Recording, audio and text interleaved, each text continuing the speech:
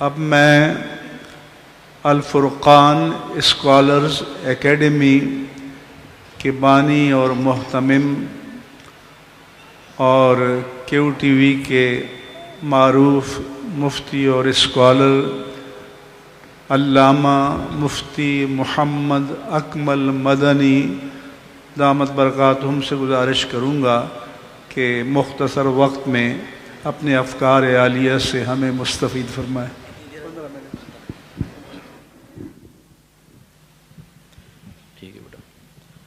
الحمدللہ رب العالمین والصلاة والسلام علی سید الانبیاء والمرسلین اما بعد فاعوذ باللہ من الشیطان الرجیم بسم اللہ الرحمن الرحیم۔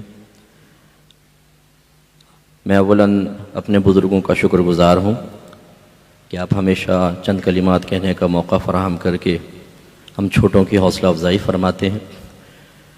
آپ کو مبارکباد پیش کرتا ہوں کہ ایک اور گلدستہ آپ کے لیے عظیم الشان ثواب جاریہ بننے کے لیے تیار ہے۔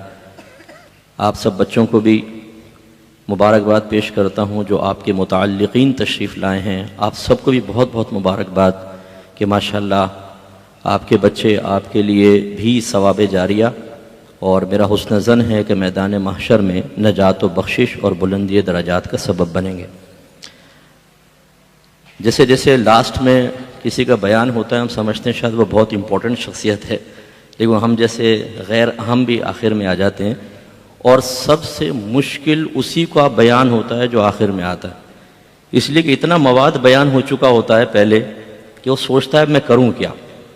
لیکن بہرحال جو کچھ میں سوچ کر آیا تھا میں چند چیزیں آپ کی گوش گزار کرتا ہوں۔ رسمی بیانات سے ہٹ کر میں چند کلمات آپ کی خدمت میں ذکر کروں گا، اور خصوصاً میں توجہ چاہوں گا۔ جس طریقے سے بے توجہی کے ساتھ ہمارے ہاں اس وقت بیانات سنے جا رہے ہیں، کچھ تو بہت اچھے متوجہ ہیں، لیکن شاید ہمارے طالب علم سمجھ رہے ہیں کہ بھئی جلدی ختم کرو، دستار بندی ہو، ہار ڈلیں، فوٹویں کھینچیں، سیلفیاں ہوں، پھر وہ خواب کے علاقے میں جائیں گے تو مبارکباد اور یہ اور وہ ہوگی۔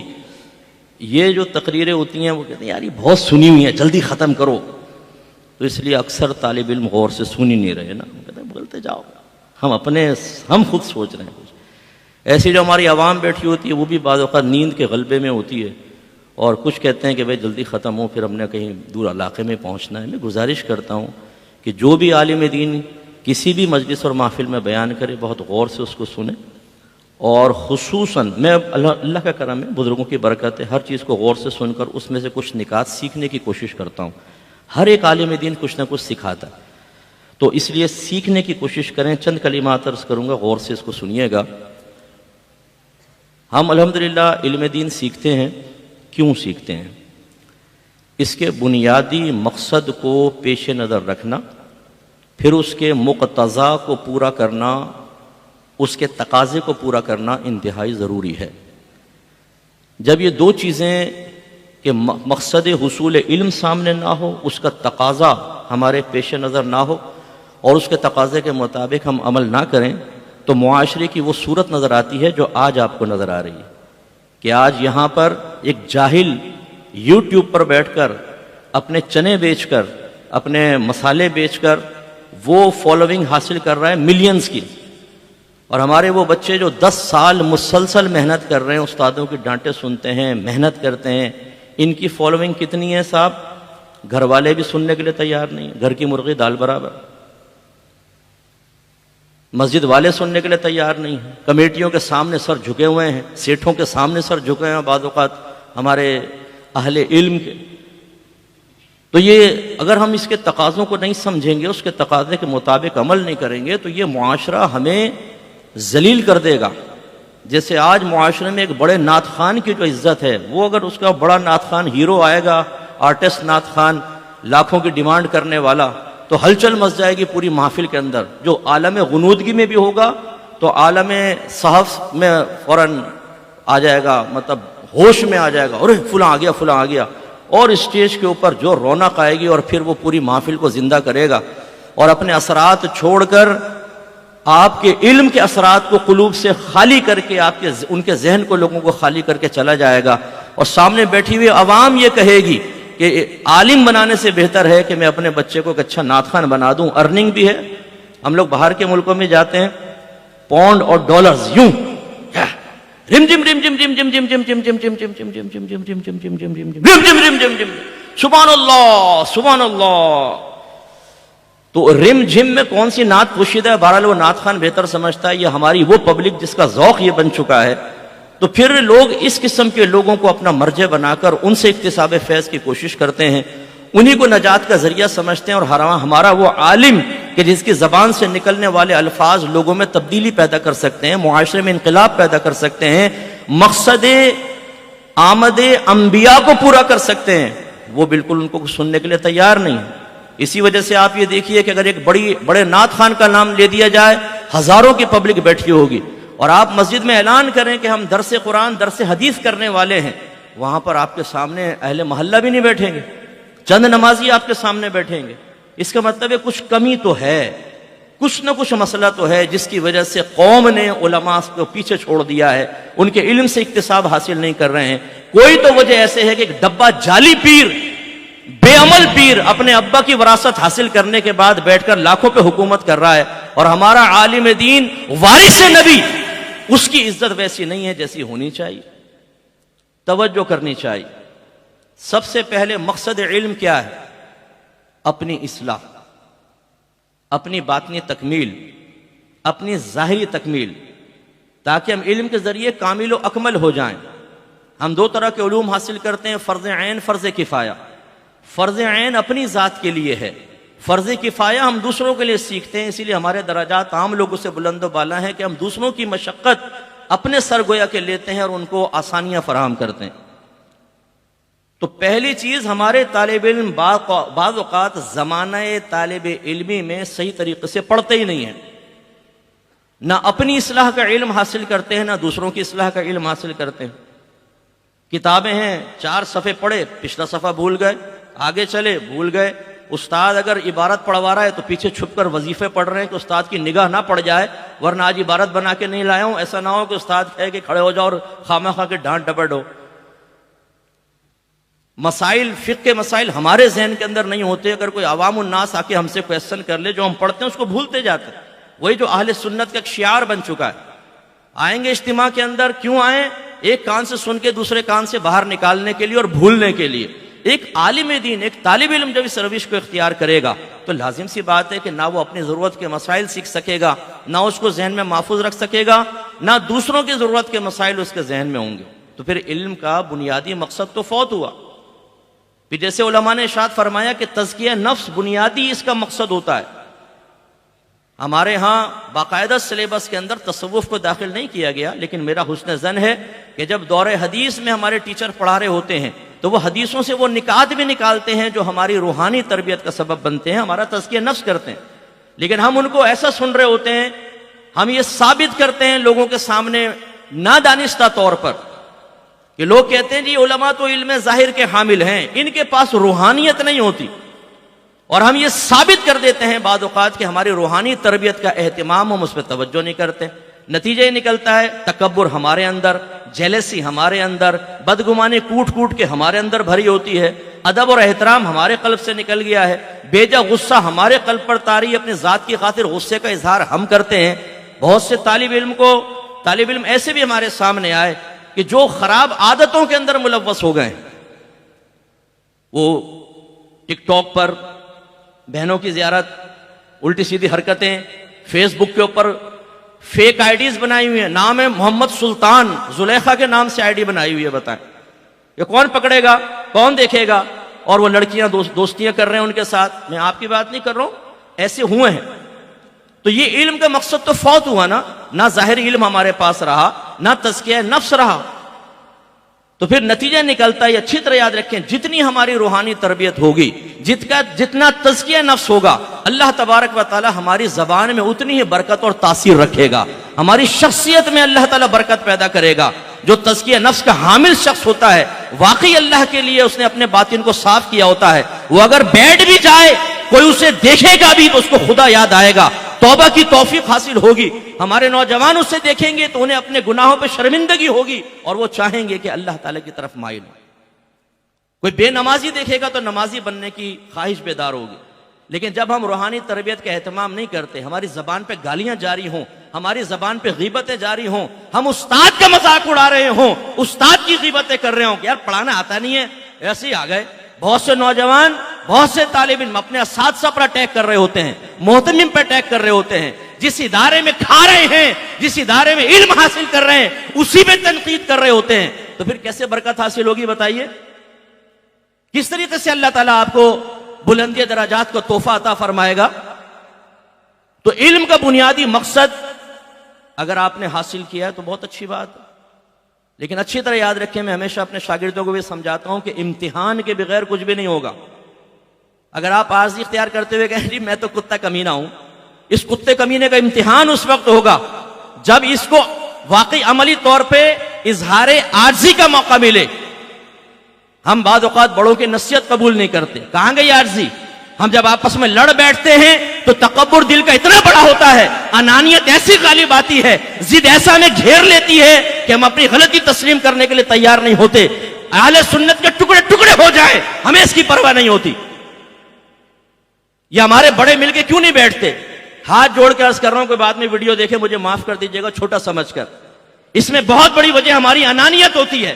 ہم اپنے متبعین کے اندر نفرتوں کے وائرس انجیکٹ کر کے ان کا ذہن بنا دیتے ہیں کہ اگر تم وفادار ہو، مجھے مقتدی سمجھتے ہو، میں تمہارا مرکز عقیدت ہوں، تو جس سے میں کہوں اس سے نفرت کرنی ہوگی.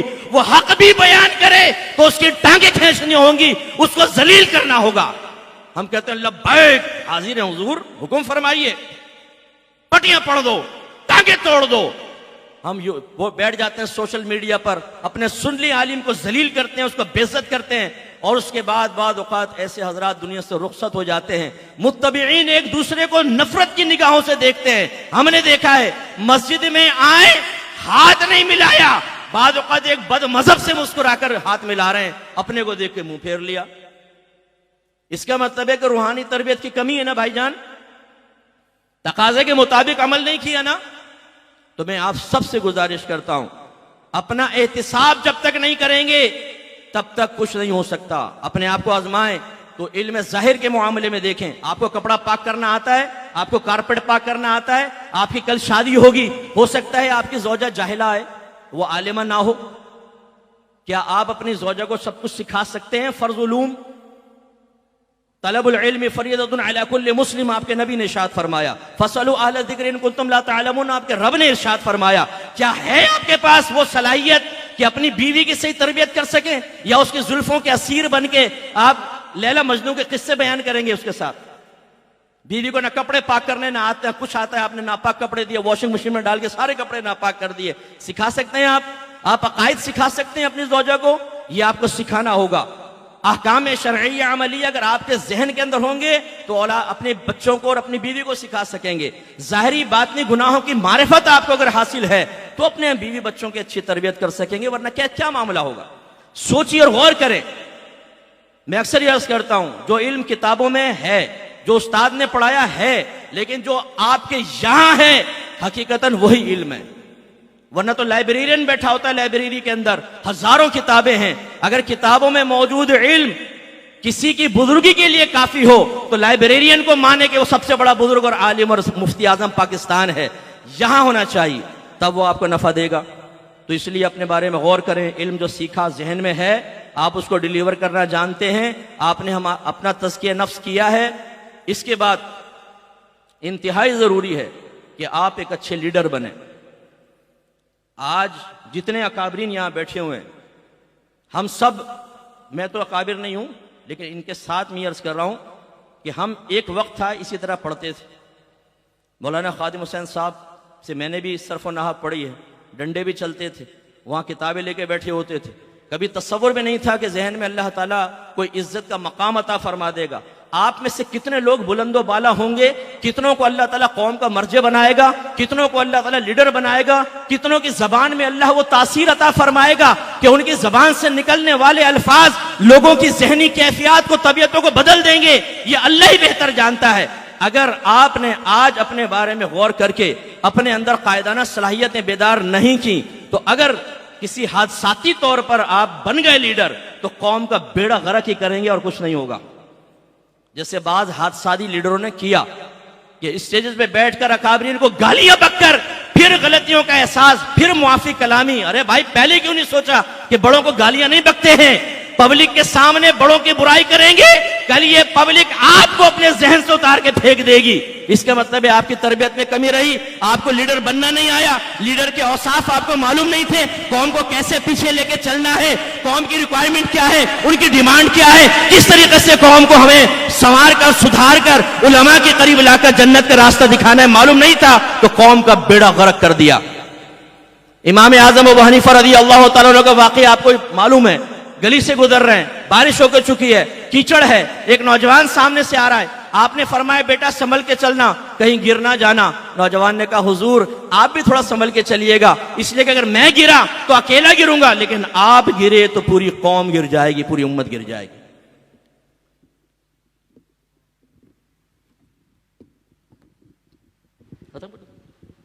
اچھا اس لیے یہ دوسری اچھے مربی بنے. دیکھیں علم سیکھنا ایک الگ چیز ہوتی ہے، اس سے نکات نکال کر، اس کا نچوڑ نکال کر لوگوں کی تربیت کرنا یہ ایک الگ چیز ہوتی ہے. بعض اوقات ہم عربک پڑھنے پہ زور دیتے ہیں نا، آیتوں پہ آیتیں، عربک میں حدیثیں، پبلک کو کچھ سمجھ میں نہیں آ رہا. میں یہاں کی بات نہیں کر رہا ہوں، ویسی جیسے آپ جمعے کا بیان کر رہے ہیں مثال کے طور، آپ نے سوچا ذرا روب قائم کریں پبلک کے اوپر، خوب آیتیں، خوب حدیثیں، بڑی پبلک. اب اس سے نتیجہ کیا نکلا؟ عربک پڑھی، ترجمہ کیا آپ نے، یہ نہیں سمجھایا اس سے کیا حاصل ہوا، کس طریقے سے اپنے اندر چینج لانی ہے. تو بعض اوقات ہمارے پاس علم ہوتا ہے لیکن تربیت کا ہنر نہیں ہوتا، یہ سیکھنا بہت ضروری ہے. اس کے بعد اچھا مشیر بننا. بس یہ ایک پوائنٹ کر کے اپنا ختم کرتا ہوں بیان، ورنہ نکات تو بہت سارے ہیں، لیکن یقینی سی بات ہے کہ یہ مفتی صاحب کا حکم ہے آخری. بس یہ اچھا مشیر بنے. آپ مشیر بننے کے لیے، اچھا مشورہ دینے والا بننے کے لیے آپ کو تجربات حاصل ہونے چاہیے. ہر تجربے سے ایک سبق حاصل کریں. آپ کے پاس مشاہدے کی گہرائی ہونی چاہیے. دیکھیے اطراف میں کیا ہو رہا ہے، اہل سنت میں کیا ہو رہا ہے، کس طریقے سے فتنے جنم لے رہے ہیں. یقیناً یہ بہت زیادہ اس کا سبب اور قصور مشیر بھی ہوتے ہیں. کسی نے بڑی پیاری بات کہی کہ جب تک بات متون تک رہے تو صحیح رہتی ہے، لیکن جب شروع اور حواشی میں چلی جاتی ہے نا تو بیڑا غرق ہو جاتا ہے. اس لیے آپ اچھے مشیر بنے. خدارا ایسا نہ ہو کسی اکابر کے ساتھ ہوں، وہ عالم دین سمجھ کے آپ کو اپنے قریب کریں اور آپ جلتی پر تیل کا کام کریں. حضور آپ کو پتہ نہیں آپ کے خلاف بول دیا. کیا بولا؟ اس نے کہا یہ. اب ہمارے معذرت کے ساتھ بعض بڑے بھی نے سوچتے کہ ایسے فراڈی اب دنیا میں بہت سارے ہیں. اگر کسی نے کہا ہو نا یار میں نہیں آ سکتا ہوں، تو جا کر کہیں گے حضور وہ کہہ رہا ہے میں نہیں آ سکتا ہوں. انداز، چہرے کا تاثر، سامنے والا ایک دم گھبرا جاتا ہے. بولتا اچھا ایسا.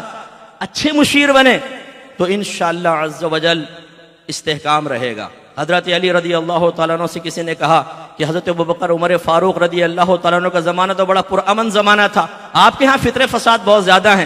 فرمایا اس زمانے میں ہم جیسے مشیر تھے اور اس زمانے میں تم جیسے مشیر ہو. اللہ تعالیٰ سمجھنے کی توفیق عطا فرمائے. وآخر دعوانا ان الحمدللہ رب العالمین. جزاک اللہ.